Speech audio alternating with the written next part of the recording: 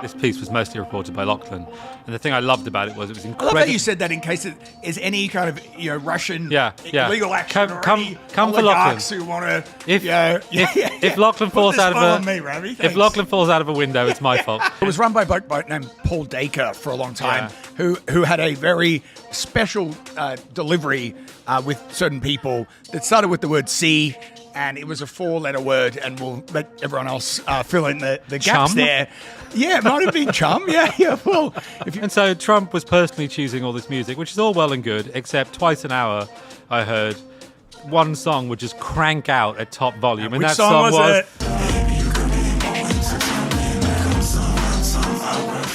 G'day, I'm Lachlan Cartwright. I'm Ravi Samaya. We are Breaker, and we are coming to you this week from downtown New York at Bar Mercer. Thank you to John McDonald, the owner, for having us here. Ravi, it's good to see you again. Always a pleasure. It's been another big Butte Bonza week at Breaker. There's no other kind. There is no other kind. Scooplets galore.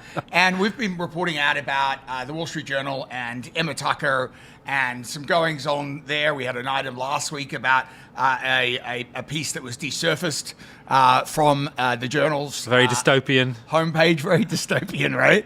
And it's funny, as you break a story, tips start coming out of the woodwork, and we had a tip about PIPs, which are performance improvement plans. Have you ever been put on a PIP?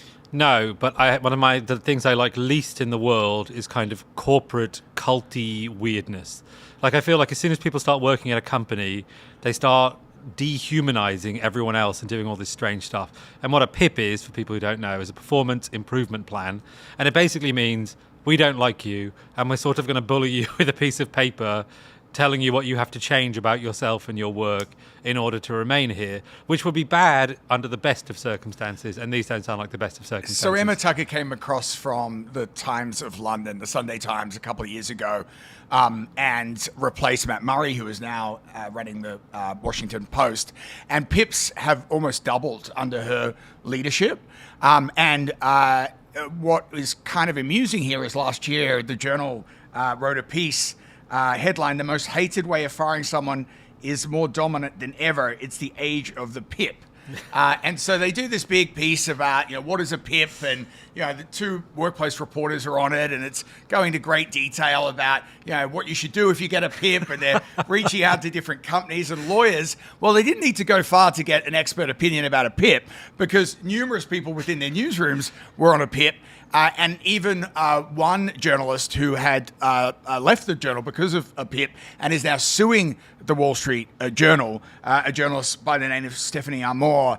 She is suing the Journal currently. So they spoke to her for this piece. They interviewed her. They interviewed her lawyer. I think it was an act of great transparency. They were sort of covering their bases, which is smart. But then the piece runs, and there's no mention of Stephanie, her lawsuit, her PIP, her lawyer, or the fact that Journal's been handing out PIPs like they're candy. Surely must have been an error, Lachlan. I reckon so, don't you? Yeah, just a little oversight. I can't imagine a media company in 2025 doing anything except being totally transparent, totally open, and brave. Well, the lawyer involved here spoke to us about it, and he was incredibly irritated by the situation, and fair enough. He sounded like a passionate fellow, is that fair to say? Yes, a passionate defender of his clients. And, he made a great point that, this newspaper, has a whole policy about disclosing interests. And, this is, a fairly unethical situation where you have journalists in your own newsroom who are being put under PIPs. You were being sued over the misuse of PIPs, and then there's no mention of any of this in a huge Wall Street Journal article about PIPs. Well, can I also just say it's a masterpiece of passive aggression from the editor and journalist who did that story, because having worked in a big newsroom, like, almost the best way of telling your bosses something is to write a story about it. That was my experience at the New York Times anyway. There was a running bet for a while at the Times for who could get a story in the paper about the hazards of familial succession at public companies, because of course the New York Times is to some extent passed from father to son. and no one managed. So I have the low rent version of that story. When I was at the Sun in London, there was a running game. There used to be the Page 3 girls, which were topless women on page 3 of the newspaper, which has since been discontinued. So there was a running game by people on the journalists, on the reporters on the news desk, because every day the Page 3 girl would have a sort of a speech bubble where she would say something, very enlightened about the world, and then she would quote from a well-known writer or philosopher. So those quotes, don't mean to burst too many people's bubbles and reveal, there's no Santa Claus. They didn't actually come from the Page 3 girls. Becky, 19, from Essex, wasn't coming up with this. It was the journos on the Sun News there. So the running game was to come up with the most out there, philosopher to quote from. And we would have a game with the editors to see if we would be caught out. And numerous times, they would be like, we cannot have Becky 21 from Huddersfield saying that, because it does not gel. She's not quoting Napoleon, and so that is my tabloid version to your broadsheet. That is story. 4,000 times more fun. And I'm also really impressed at your knowledge of towns or places in Britain that Page 3 girls could be from. Well, that's an amazing job. In the credit to the Page 3 editors, they did scout the country for the best talent for that since wound down page. But getting back to the more highbrow, which is the Wall Street Journal and Emma Tucker. So what has happened is she's come in, she's shaking things up. They are pipping people all over the point. I like it as a verb. And then they get sued for using a pip allegedly illegally. And so I think then the lawyers are like, hang on a minute, we've got legal exposure here. So what I've kind of gathered is happening now is that they're still trying to manage people out. But what they're doing is they're sending them these scary letters, which basically say you're not up to snuff, you're not performing, and you should take a buyout, wink, wink. And then if you're kind of hesitant on that, there's a meeting with a bloke that they're nicknaming the Grim Reaper, who is, sounds like a lovely he has a fellow. verbose title. Basically, he's just a HR bloke. We had his title in last night's newsletter. It was like Director of HR Partnerships or what. It's such a wanky title, but I'm sure he's a lovely bloke. But he's been nicknamed the Grim Reaper, so he'll turn up in these meetings, and that's the kiss of death. That's when they definitely want you out of there.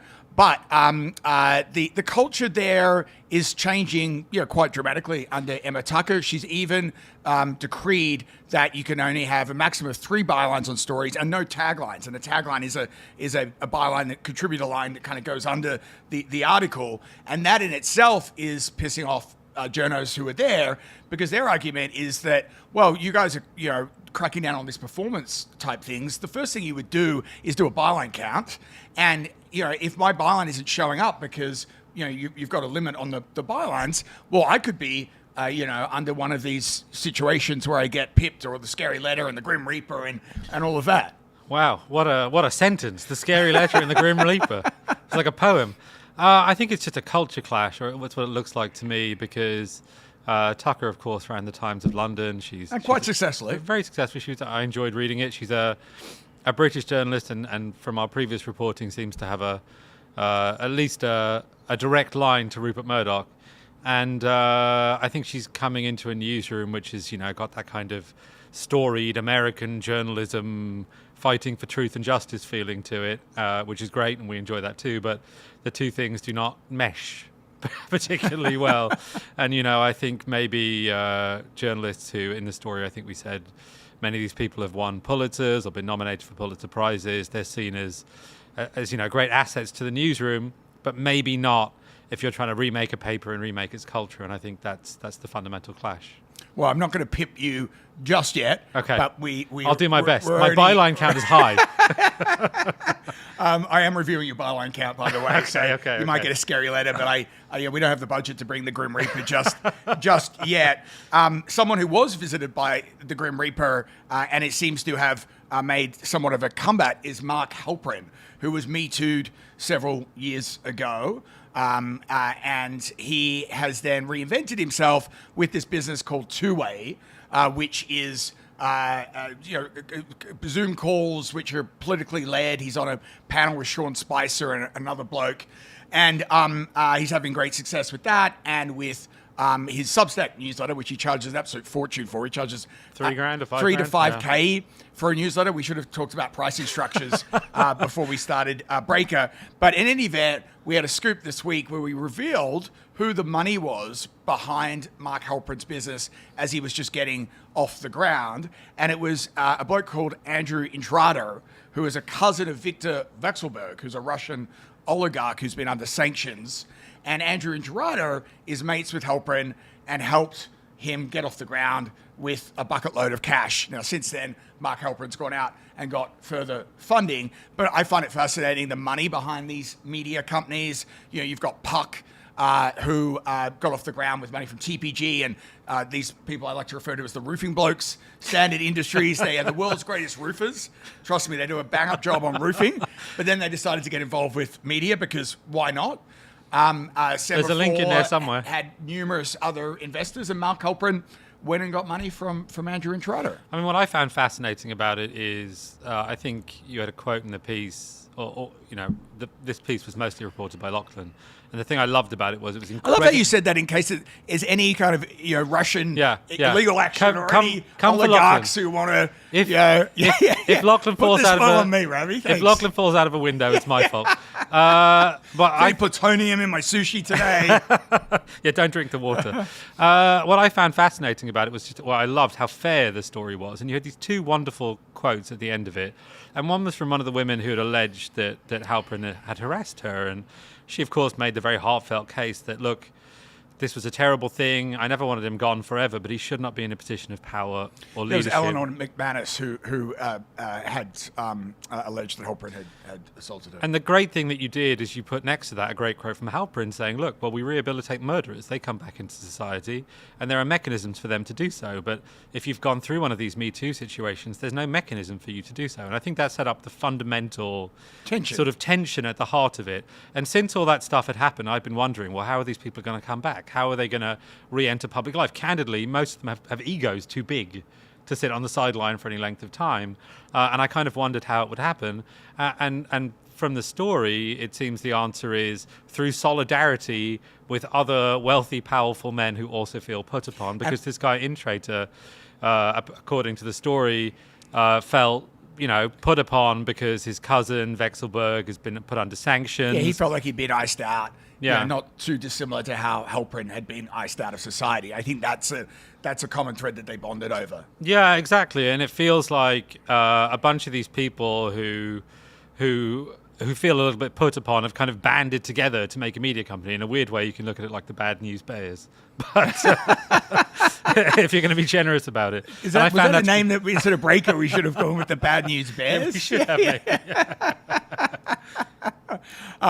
We're talking about trying to rehab people back into public life. Someone who is on that journey is Carlos Watson, who was the co-founder of another media company, Aussie Media, until he was charged and found guilty of defrauding investors. He was sentenced to 10 years in jail. He was even on his way to prison. And ordered to pay nearly $100 million back. Correct. And he was on his way to prison last Friday, and then he found out that Donald Trump had decided to give him a commuter sentence, I believe. Yeah. And so I was sort of curious into the backstory of what was going on there. And so, jammed on the phones for a little bit, and it kind of came full circle to our scandal PR coverage of the last few weeks, where we've been reporting on these scandal PR operatives who, have always had crisis PR, but now they are kind of repping the likes of Blake Lively and Justin Baldoni and Columbia University. And so the person at the center of the Carlos Watson matter is a bloke by the name of Judah Engelmeyer, who runs a company called Herald PR. And he had helped set up a key introduction between Dr. Topeka Sam and Elise Marie Johnson. So I find this story, again, fascinating because, PR used to be quite simple. Like a company would get into a difficulty or a prominent person, someone would come in, they would give them advice on how to handle this difficulty. Now it's become something else. Like the role you're describing Engelmeyer playing in this situation is more of a fixer. Right. It's more of someone who's coming in and making connections and getting stuff done in some strange way. And I also, guess it's not that usual for a PR person to have a client that's on their way to jail. Not previously. I feel like we've covered the two basic situations for the failure of big media companies now: fraud or Me Too. Right. That's basically in both we're going situations. to avoid both, by the way. Yeah, we're not doing any of that stuff. Otherwise, I'm definitely pipping you. Okay, I don't want to avoid a pip at all costs.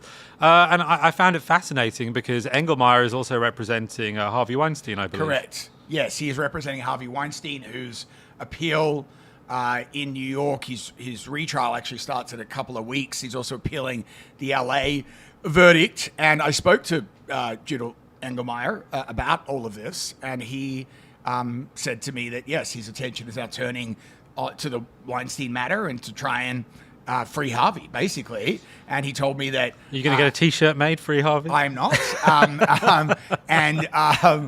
He is turning his attention to that.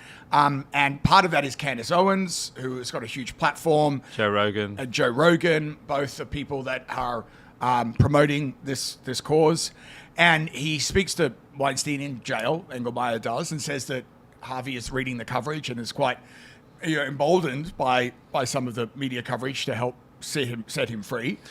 Yeah, of course, it's much trickier with Weinstein because, as you pointed out, he's convicted of rape in 2 different jurisdictions. Well, they were state charges, not federal. Yes. So even if Donald Trump decided to continue to undo every judicial decision under his predecessor, he would struggle to do that in the case of Harvey Weinstein.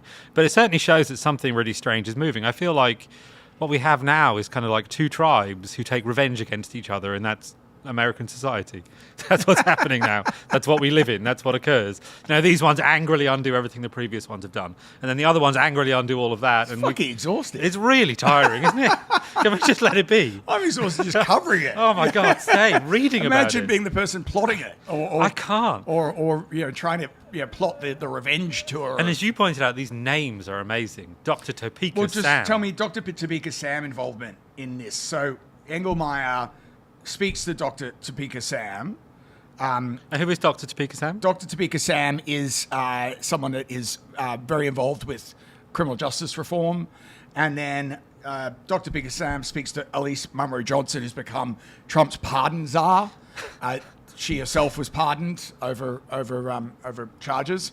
And so you have sort of this network going on, of people behind the scenes, making calls and lobbying and all of this, and you have this result last Friday, which meant that a bloke who was on his way to the clink, is now free to return to society. Well, and you just know, or this is just my guess, but I'd be very surprised if I'm wrong, that everyone who was basically convicted of some kind of fraud and had a Netflix series about it is probably looking quite closely at the Watson case and is trying to figure out, okay, well... another one of Judah Engelmeyer's clients is Anna Delvey, yeah. Who was that grifter, who racked up the hotel bills and got done for fraud. Then she got a Netflix show. And so you could imagine all these people are going to be petitioning for pardons and the lot. In my experience of dealing with these people, I just can't imagine. They're like, okay, well, they see it as a horrible miscarriage of justice, what happened to them. If only people understood,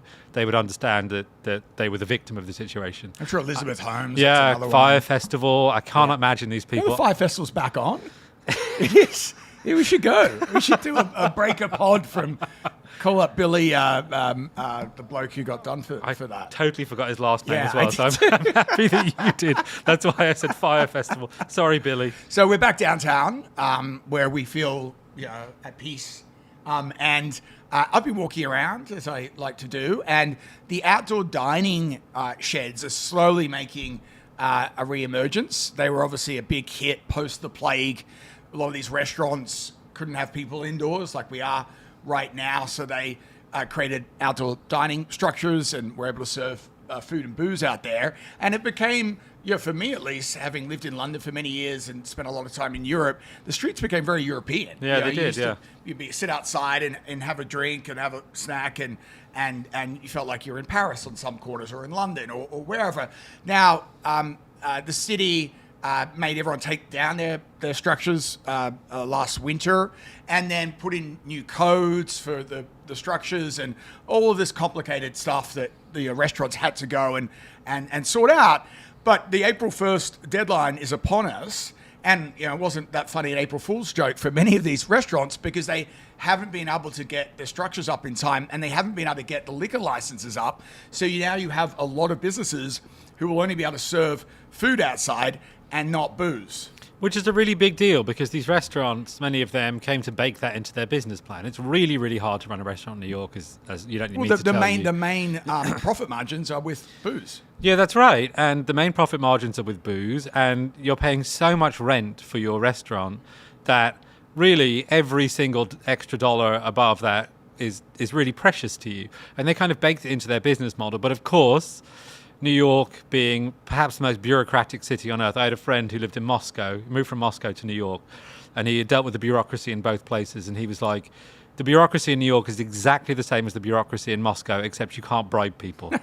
And I think that fundamentally is okay. It has the horror of that deep thicket of bureaucracy without just being able to bung someone some money.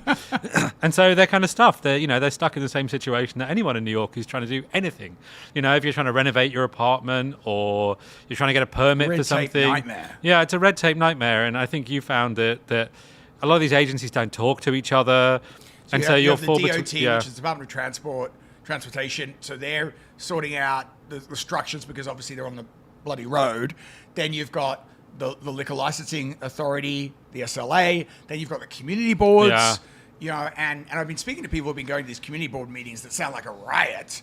But all the restaurateurs have to go in front of the community boards, and there is a whole heap of agitation that goes on there with the neighbors, and so it is going to be a while before some of these businesses are going to be able to serve a cocktail or a bevy outside. Yeah, and some of them are giving up. Our venue last week, Canto, that's right in my neighborhood, so I know the community board riot and drama there, and it was extremely tense. It was like tense to walk down my street because that restaurant's part of the community, but the community to some extent is turning against it and saying, we don't want your sidewalk shed. It's existential for them, and it's like it's a big drama in a small space, which is pretty much how you define New York, I think. I was trying to find a segue between that and Mar-a-Lago and your item about the Talking YMCA. about restaurants. Talking about restaurants, okay. Talking about restaurants. Talking about hospitality. Talking about hospitality. Down at Mar-a-Lago, the president, Donald Trump, loves to play which song? I'm sure you can all guess, but I'm not going to give it away for a second. I thought you were going to sing it. That's what I was hoping to tee you up so you could go into a bit of a sing-song. Okay, I'll do it in a little while. So I'll tell up the backstory first. Yeah. So apparently, I've never been to Mar-a-Lago. Have you been to Mar-a-Lago? I have not. I'm waiting on my invite. Yeah, exactly. Get in touch with us, Donald. But apparently, it's a splendid place. It's not exactly what you would expect. I think looking at it sort of sneerily from Manhattan, you might think it's tacky and gaudy. But apparently, it's wonderful and genteel and full of very Palm Beach, very fancy people. But we had heard that sort of before he became president, you would find Donald Trump at a table there, and he personally controls the music. Like it's his music that is playing at all times. Does he have like a little? What is he playing it from? I don't know. I didn't find out. I couldn't secure that piece of information. The only reason I asked that, I was at Minetta Tavern in D.C. recently, which is the new sister restaurant to Keith McNally's original, which is just down the road here. And I rock in there, and I'm sitting at the bar waiting for friends to drop through, and in walks Keith McNally.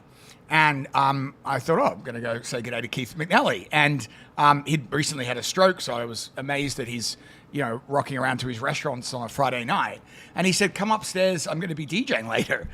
And so after dinner, we went upstairs, and he was in a corner with an iPad, DJing, controlling the music. So that's why I was kind of curious if I think if Donald had an iPad and he was doing he that. Seems like a very iPad sort of a guy. But basically, I feel like the reason that you own a thing is so you can choose the music. Yes. I really feel like it is. I was once talking to Nick Pileggi, who's this wonderful writer and screenwriter who wrote Goodfellas, all kinds of things. And we were talking about screenwriting. He was saying, you don't want to be a screenwriter. You want to be a director because then you get to choose the music. And I think that's sort of the vibe. So important, though. It is, I think. And so Trump was personally choosing all this music, which is all well and good, except twice an hour I heard one song would just crank out at top volume. And which that song was it? YMCA. It's fun to stay at the YMCA. Have you ever stayed at a YMCA? No, Yeah. I have not stayed. Been to a YMCA? I've been to a YMCA. Right. I live in New York. Yeah, okay. In fact, I think I know the YMCA that song is about. I think it's on 14th Street. It's like my local YMCA, Oh, the one I guess. in Chelsea. No, yeah, I guess in Chelsea. Yeah, okay. yeah. And you know, someone told us that you might talk to the waiter. You might be there with older people or children. You might say to the waiter, "Look, this music is terribly loud. Would someone turn it down?" I'm sorry, we can't ask. It just has to crank out twice a week. But it reminded me that YMCA is actually. It sounds like a very jaunty, like party kind of a song, but it has its roots in like hardcore 1970s New York club culture. Specifically, this place called Les Mouches, which was on 26th Street opposite our Sometimes office. And I spoke to a great photographer, Meryl Meisler. Check out her work. She's really the best photographer of that era, who spent time there. And she said, look, it was a pretty rugged place. You know, there were live sex shows. It was like notably wild. It was Count like, me in. yeah. And, you know, the sailor in YMCA and the cop and the Native American and the cowboy, those were all You reeled all those off like you were in the group. I've been looking at pictures of them. What can I say? Handsome fellas. And those costumes were drawn from that kind of, you know, a culture which does not necessarily seem to gel with genteel Palm Beach, and I found that fascinating. And Meryl Meisler let us use one of her wonderful pictures of the village people from the 70s, so check that out. I'm curious if he puts on any other tracks, or is it just that song he's blasting? I'm going to have to dig into it. All I heard was YMCA. I want the Donald playlist. I want the Donald playlist too, actually. We should. We called a spokesman for Trump who didn't return our call because apparently he thought it was an unimportant rude of him? Rude, Yeah, I thought, exactly. But we want the whole playlist. So please send us Trump's playlist if anyone has it. breakermedia.com. Another scoop that we had in the newsletter was about the Mail Online, the Daily Mail, which is a website that's always kind of fascinated me because it kind of ate the internet. It kind of just gobbled up the whole internet and just spewed it onto a homepage. And that's how they became the world's biggest news website, which they don't have that title anymore. And they have their sidebar of shame, which is, you know, Stuff basically that you don't want to click on, basically but you the do. page 3 Yeah. girls, but, Yeah. but saying that they're you know, somewhat newsworthy. Actually, one of my favorite sort of strands of that they do pap shots of celebrities filling up cars at gas stations. So it'll just be you know, some C-lister who's just putting petrol into their car, and then the poor journo has to fill the story out because what is there to say? And so I always love reading those because I really feel for that writer because, you know, from the first graph it's like, oh, here's Zac Efron Filling his car filling up. up his Jeep in Beverly Hills, and then they're like, all right, we're gonna like pad this thing out because we've got 40 photos of this bloke filling up his car with gas. And for a search engine optimization, you have to have a certain minimum amount of words. So then they have to go through IMDb, and they're like, he was in this last production, and here's his last controversy, here's what happened at last TMZ. But that is a whole, if you look on Do there... they specify the kind of gasoline? I don't know if they go into that granular detail. That's what I would do. But they probably should call the gas station to try and fill it out. Anyway, so the Mail Online sucks up the internet, spews it out, and for a long time there was run by a bloke called Martin Clark, who was the editor who came across from London and really made the Mail a thing here. He opened up a New York bureau just over here in Green Street, an LA office, and they were incredibly aggressive, and they had a great response from the US market. Now, a lot of people have then tried to copy them. Other people have left the Mail and gone to other places. Keith Poole is now running the New York Post. He was formerly at the Mail. Other different websites are trying to copy their model. And so they've kind of lost their market cachet, and that news has kind of made its way back to Derry Street, which is the Mail HQ, and they've sent out a person by the name of Alison Hennessy, whose staffers have nicknamed the Irish Spy. And why they've nicknamed her the Irish Spy is that she was formerly the chief of staff to Lord Rothermere, who is the owner of the Mail. And the suspicion is that she is sending dispatches back to HQ about what is going on, because a number of key executives have quietly departed. The CRO, the head of HR, I believe. And so the thinking there is that the Irish Spy is sending a little telegraphs back to Derry Street. Yeah, there was always this massive disconnect at the Mail between kind of its public-facing thing, which, as you point out, is like rapacious and shameless, and I guess you could say vicious if you were in a bad mood with the Daily Mail. Well, it was run by a bloke named Paul Dacre for a long time, who had a very special delivery with certain people that started with the word C, and it was a 4-letter word, and we'll let everyone else fill in the gaps Chum? there.